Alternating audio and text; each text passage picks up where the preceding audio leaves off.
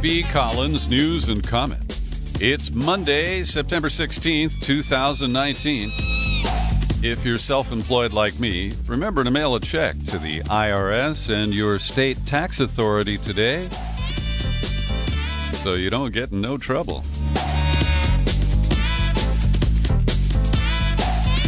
Over the weekend, a major oil facility in Saudi Arabia was attacked by, according to those who claim responsibility, the Houthis of Yemen, 10 drones. Now, immediately, the United States began blaming Iran for this assault. Now, Saudi Arabia is at war with Yemen. Crown Prince Mohammed bin Salman is the architect of this gruesome slaughter, starving their neighboring country into submission, they hope. And let me be clear at this point. We have no evidence of who launched this attack or, more specifically, where the attack was launched from. But in its preemptive propaganda move, the United States, led by Secretary of State Mike Pompeo, immediately announced that Iran did it. Pompeo accused Iran of being behind what he called an unprecedented attack on the world's energy supply and asserted there was, and this is curious, no evidence the attacks came from Yemen. Now, he didn't say where he thinks they came from. And the method of attack is variously described as the drones that I initially mentioned or cruise missiles. And it's not believed that the Houthis have any cruise missiles supplied by anyone to their struggle with Saudi Arabia. Now, UN investigators have written recently that the Houthis have acquired advanced drones that have a range of almost 1,000 miles. And that means they could have flown from territory in Yemen. But at this point, we really don't know. And when you look carefully at the articles that have been published so far in corporate media outlets, they do concede that there is no evidence to support the claims that are being loudly made by Pompeo and by Trump, who says we're locked and loaded, and he is awaiting instructions from the people who tell us what to do. The Saudi crown prince and those who are the keepers of the kingdom. He's waiting for the Saudis to confirm Iranian involvement and the nature of the U.S. reaction. Now, what's interesting is The Guardian inserted this line after that in an apparent attempt to make the monarchy take full responsibility for any reprisal action. I see it very differently. I see it as deference. I see it as, Saudis are in charge, and Trump will defer to them. Now, of course, he makes blustery, bullying comments, and he hopes those will be well received in the Middle East. So Saudi Arabia did respond today, claiming that Iranian weapons were used in the strikes over the weekend that interrupted much of their oil production. Now, I'm reading from a New York Times article that was posted at 1:43 Eastern Time here on Monday.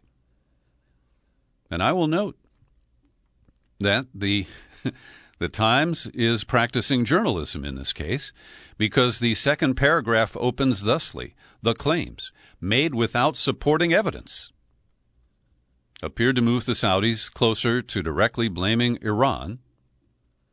U.S. officials have said that Iran was responsible, the most audacious and damaging blow to Saudi Arabia in the 4.5 years of the civil war with Yemen.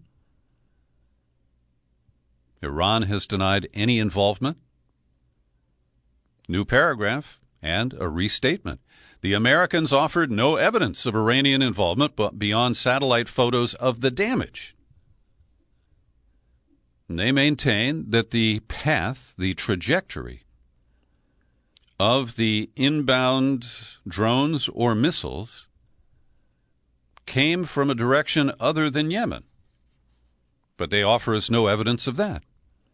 Now, this corridor, when you consider how we have showered American military products, including AWACS advanced surveillance aircraft, we have shared virtually everything with Saudi Arabia. And I find it fascinating when the Saudis use American arms to slaughter Yemenis, the world doesn't circle back and say, this is U.S. responsibility. And if it's proven that the weapons of war that were visited on the Saudi oil complex were in fact from Iran, made in Iran, that doesn't mean the Iranians were responsible for putting them into service. And so I want you to think carefully, skeptically. This is a time to demand evidence, look for proof, and don't be stampeded into a new war in the Middle East based on these claims and assertions that are made without any proof. But later in the article, the Times quotes a prominent Saudi political analyst, Turki al-Hamad. What is required is nothing more than the destruction of Iran's oil installations, and if there's a capacity, nuclear facilities and military bases as well. So this is seen, at least in that man's mind, as all you need to launch a full-scale military assault on everything in Iran. And what doesn't surface in my survey of corporate media coverage so far, and this is limited to print, I haven't watched any television coverage of this, is that no one mentions, I wonder if Israel had any part in this. After all, Benjamin Netanyahu is desperate in the rerun of his election set for tomorrow. And we'll get to that in just a few minutes. And I was struck by the Washington Post, which hates Iran, often backs misadventures by America's military complex, and in what is called in the trade an explainer. This is where you got questions about this. Well, we're going to answer them for you in this neutral way. And so they give you a little background on Hussein al-Houthi, who is the guy who led the civil war in Yemen. And then they ask, what are their links to Iran? And here, some actual truth slips in. Iranian backing of the Houthis appears to have increased over time, but experts on Iran's network of proxies say the Houthis are among the least dependent on Tehran for financial and military support and decision-making. And for years, in an effort to draw the U.S. into this war, we have heard a lot of false claims that Iran is, arming the Houthis. They're directing their military response to the Saudis. And that's mostly idle chatter that has never been proven. Back to the Washington Post. Although the Houthis began as primarily a local movement, and the Zaidi branch of Shiite Islam is significantly different from the theology of the Islamic Republic of Iran, the group is part of a wide network of Tehran-supported armed factions in the Middle East. Well, they're supported by Iran because they are the enemy of their enemy. But that doesn't get mentioned because that's too obvious. And here is a quote, again in the Washington Post, a 2009 diplomatic cable sent by the U.S. Embassy in Yemen said that contrary to the Yemeni government's claims that the group was being armed by Iran, most analysts report that the Houthis obtained their weapons from the Yemeni black market and from Yemen's military. Now, that's valuable background. I, again, can only speculate about whether the drones allegedly used by the Yemenis, as they claim responsibility for this attack on the oil facility in Saudi Arabia, which, by the way, is called Abqaiq, A-B-Q-A-I-Q. And so we are left to try to sort this out. And we even hear some Democrats, Chris Coons of Delaware, already saying that he would support a military strike against Iran if it's shown that they have, I haven't heard his language, but I hope he says direct responsibility. But, we're in a very, very wobbly period of time here where you cannot count on Democrats to oppose this. Bernie Sanders, to his credit, reminded Trump in a tweet that it's Congress that has the power to declare war. But I haven't seen many other voices pipe up so far. And I want to credit the folks over at the Intercept, Robert Mackey, who publishes a series of video clips and quotes going back to June and July and last week.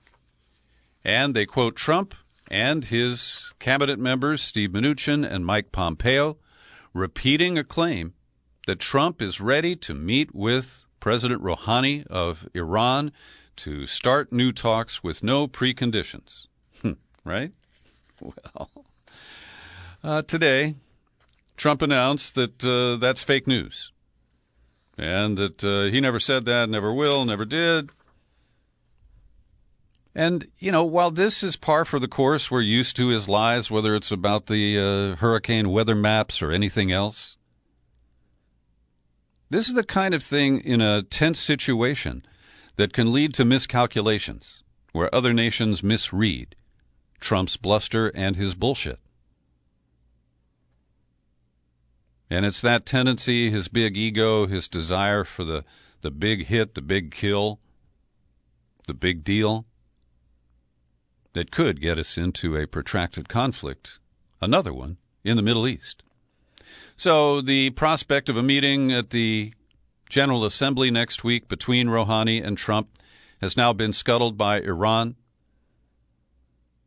after the accusations were launched about Iranian responsibility.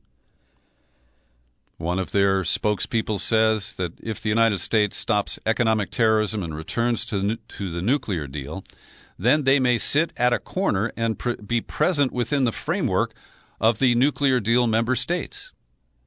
And that's a reminder that it was not a bilateral deal between the U.S. and Iran that Trump breached, but a multi-party deal.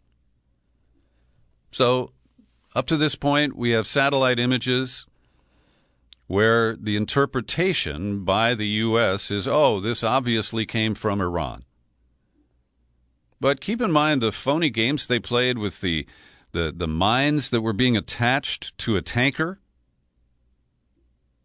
where the images didn't make any sense whatsoever, and the U.S. narrative that matched them didn't make sense independently of the pictures. So, we cannot trust this. So Iran has rejected the U.S. accusations. They dismiss it as maximum deceit. Iraq has firmly denied the attack was launched from within its borders. And so then we move to what is the big event in the Middle East. It's tomorrow's election in Israel, where Trump has been meddling in a foreign election once again. He tweeted over the weekend that he hopes that they'll re-elect Netanyahu, and he promised a U.S.-Israel mutual defense treaty. And this election is really the byproduct of the divide between Benjamin Netanyahu and his protege, the ultra-conservative Avigdor Lieberman. And this election and the desperation of Netanyahu has reached such a low that Netanyahu calls Lieberman a part of the left. And in a separate article on Sunday, the New York Times noted that it is Arab citizens of Israel who comprise 1/6 of the electorate who may be the critical coalition or voter cell that leads to Netanyahu's defeat tomorrow.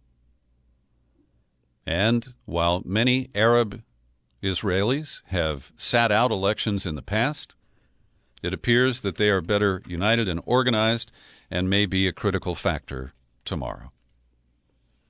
In Britain, it's not really a surprise. There was a hearing on Friday. Julian Assange appeared by video link from the Belmarsh prison. And he was told, nice going, You have completed your 50-week sentence for jumping bail in 2012. Now, he's only been locked up since April, so I have to assume that the 50-week sentence was cut due to good behavior in prison. I don't know. But it was an extreme sentence for the offense to begin with. But now the judge is saying that he will remain behind bars until the extradition hearings from the United States, provoked by the United States, are resolved. And Judge Vanessa Beratzer said, "In my view, I have substantial ground for believing if I release you, you will abscond again." When asked if he understood what was going on, Assange said, "Not really, but I'm sure the lawyers will explain it." And he is described as having been very ill. His brother and his father both say that he is, let's say, his mental capacity is diminishing due to the lengthy period of isolation that started at the Embassy of Ecuador in London. I continue to call for justice for Julian Assange, the release of Chelsea Manning. Jeremy Hammond needs to be released as well. Every day I pause for a second to thank the people who support my work here at the Peter B. Collins Podcast with your subscriptions. Mitchell Kadish just renewed his annual subscription. He lives in Venice, California. Thanks, Mitchell.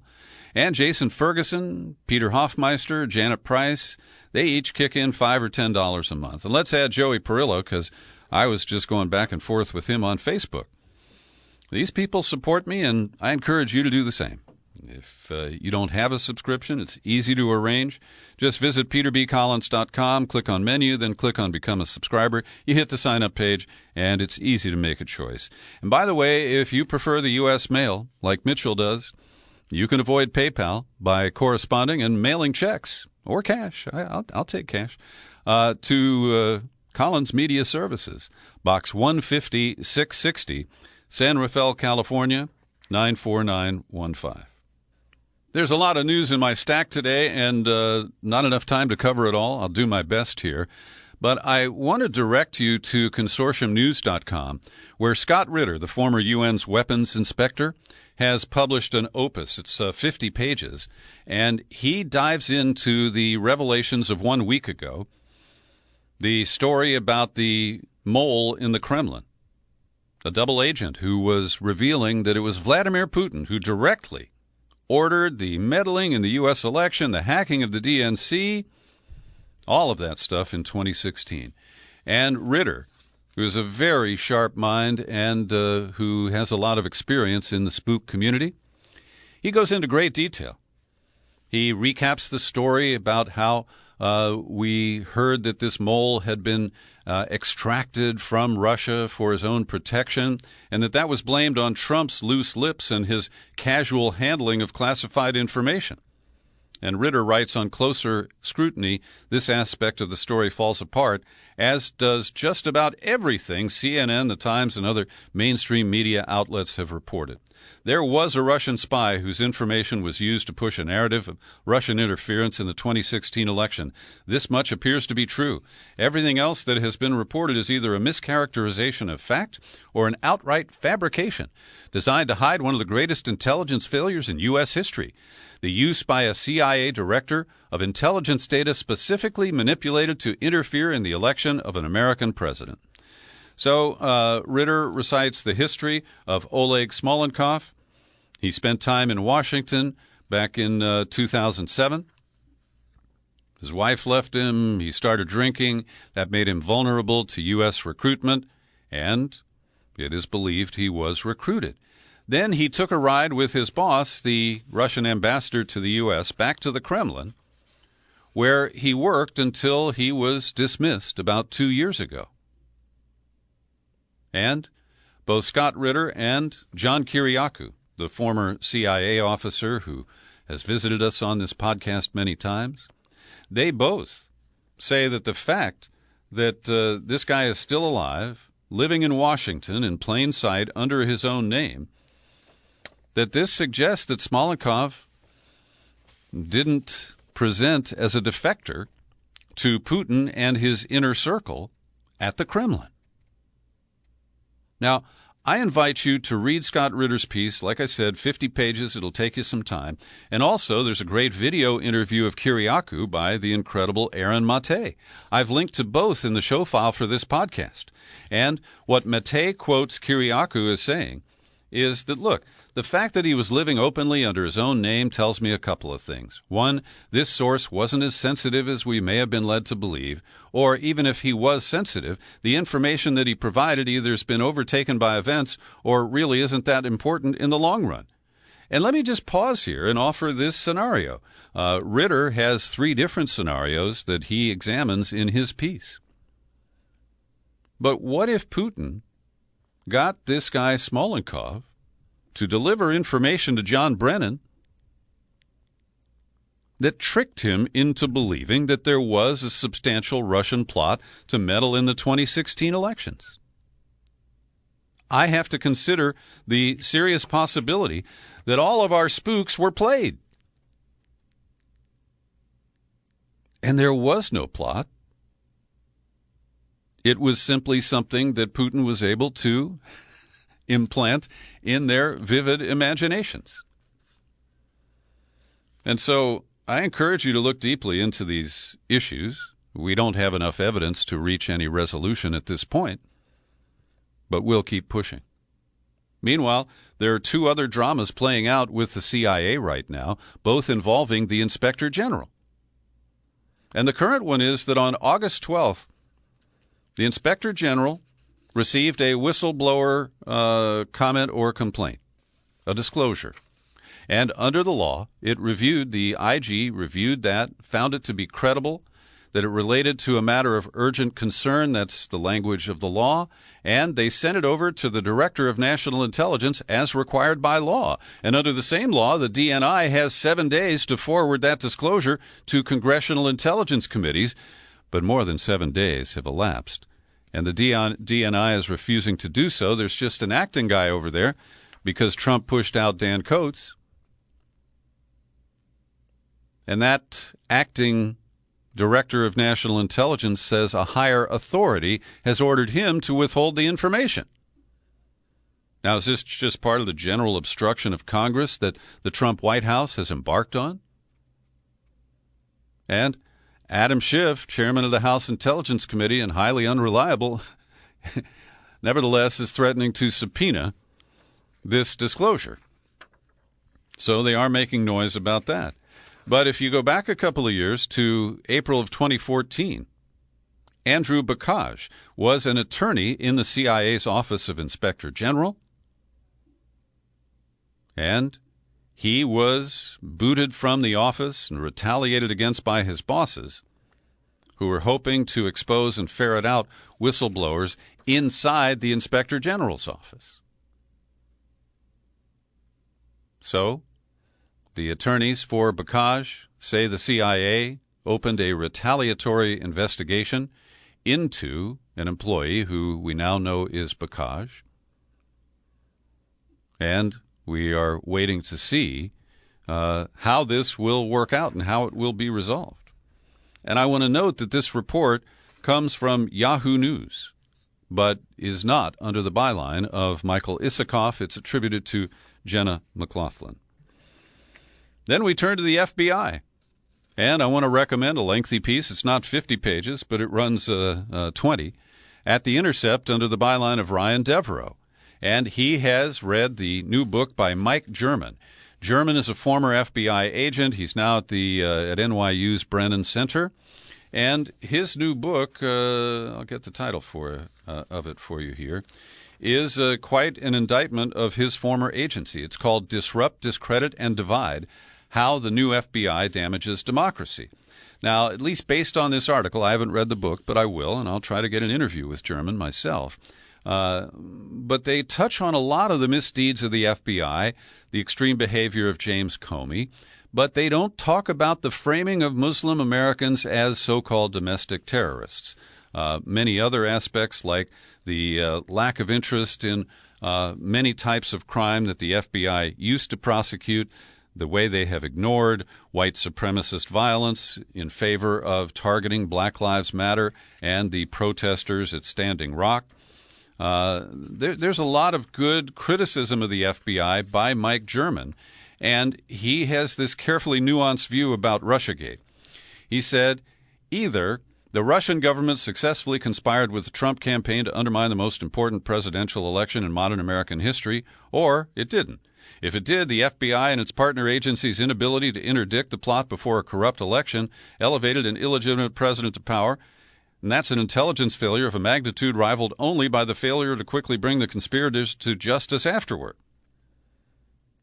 But if not, the FBI and the other agencies have used their covert intelligence powers to undermine a duly elected U.S. president and his administration in ways that would make J. Edgar Hoover blush. Well, I lean toward the latter there. But his final comment is either possibility suggests a significant part of our government has forfeited its legitimacy and is no longer serving in the public interest. And that's why I call the FBI a rogue agency. And here's another story from Yahoo News, again, not under the byline of Mike Isikoff, so we can give it some credibility. And it goes back to the final days of the Obama administration. If you remember, they closed two Russian diplomatic facilities. One was here in San Francisco, and gave the 36 diplomats only 72 hours to leave the country. American officials discovered the Russians had dramatically improved their ability to decrypt certain types of secure communications and had successfully tracked devices used by elite FBI surveillance teams. This is another reason why I suggest that Putin successfully played Obama, Brennan, Comey. Consider that possibility, friends. Over on my Facebook page these days, there's a lot of people being seduced by Valerie Plame. Valerie was outed by Dick Cheney's office. It was actually Richard Armitage who was responsible. Scooter Libby took the fall. And after that, she and her husband, Joe Wilson, moved to New Mexico, where Valerie is now a Democrat running for Congress. And by the way, Trump has a mob rally in New Mexico tonight. He's hoping to win that state, which he didn't in 2016. And then Trump is coming to the Bay Area. We have absolutely zero information about where his big fundraiser is going to be held and if he is overnighting in a hotel here. There's a total blackout. I guess he's afraid that, somebody with an assault weapon might try to find him.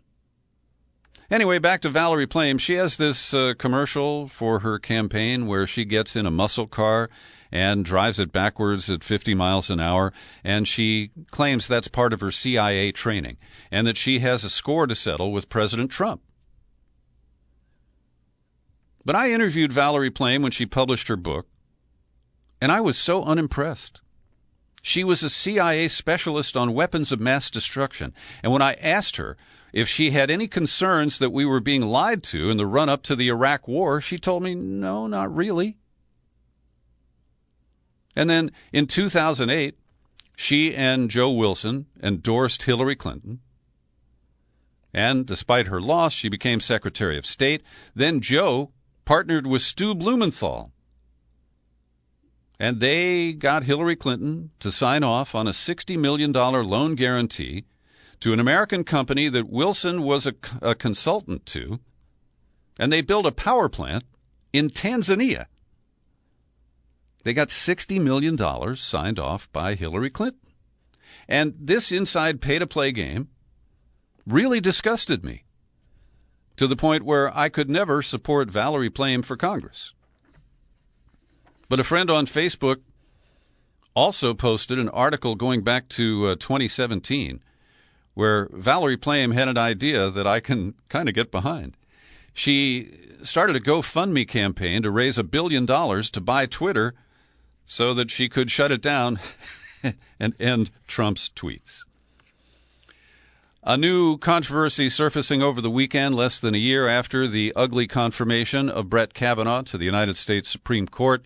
Two New York Times reporters have excerpted a new book called The Education of Brett Kavanaugh, and they have found more evidence of his sexual misdeeds. There were two incidents at Yale where Brett Kavanaugh was drunk. He pulled down his pants and pushed his junk into women's faces or hands. And this has launched a new round of calls for the impeachment of Brett Kavanaugh. And we know that during that charade last year when they said, the FBI is going to do more investigation, they didn't. Because the complaining witness in this case, in the new book, Deborah Ramirez, her lawyers gave the FBI a list of 25 people who may have had corroborating evidence about her claims, and not one of them was interviewed. And likewise, a man named Max Stier, S-T-I-E-R, who went to the FBI. Actually, he went to Senator Coons of Delaware and wanted to remain anonymous, but the FBI never spoke to him either. So now we have lots of Democrats calling for his impeachment. Senator Warren, Julian Castro, Beto O'Rourke, Kamala Harris. And impeachment is a messy process. Just look at how much trouble the Democrats have trying to impeach Trump. And I don't have time to thumbnail it for you, but court watcher Ian Millhiser has written another piece for Vox that I think is worth reading, because right-wingers came up with a way to take out liberal judges without impeachment by claiming that they are not operating with good behavior. It's complicated, but it is possible to remove a judge without impeachment. I also recommend Charles M. Blow's op-ed at the New York Times today, Joe Biden is Problematic, and coming from one of the African-American voices in the pundit community, I think it's worth a read. Also, I'll note that the Sackler family raided another $1 billion out of Purdue Pharma. That's in recent times. And today they filed for bankruptcy, even though the company doesn't qualify for bankruptcy because it's not technically insolvent. It hasn't paid out the claims. It hasn't faced the liability of the consolidated cases in Cleveland, and its global settlement has not been approved. So I personally don't know how they get away with that. And finally today we have to say goodbye to two great rock and rollers. Rick Ocasek, who was the front man for the Cars, died over the weekend, apparently natural causes. He was either 70 or 75. I thought the Cars were a fun band. They sucked in concert. And I saw them several times perform live and was not impressed. But their studio albums really rocked, and they kind of morphed between new wave and synth pop in a way that sold millions of records. And we have to say goodbye to Eddie Mahoney. You knew him as Eddie Money. And I knew Eddie Money quite a bit. He broke out of the Bay Area in the 1980s when I was a rock morning DJ here. And he was a party animal. He finally cleaned up his act in the late 90s. And I didn't know that he was the subject of a reality series called Real Money on Access TV. There are many great stories about Eddie Money. He was in the New York Police Academy when he dropped out and moved to the Bay Area. And I'll just share this one for you. In the mid-1980s, my radio station, KRQR, sponsored a contest co-sponsored with the San Francisco Giants.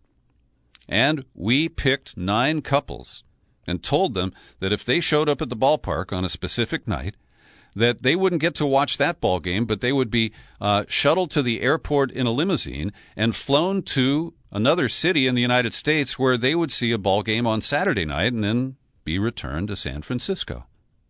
It was a lot of fun. And Eddie came out and sang the anthem that night.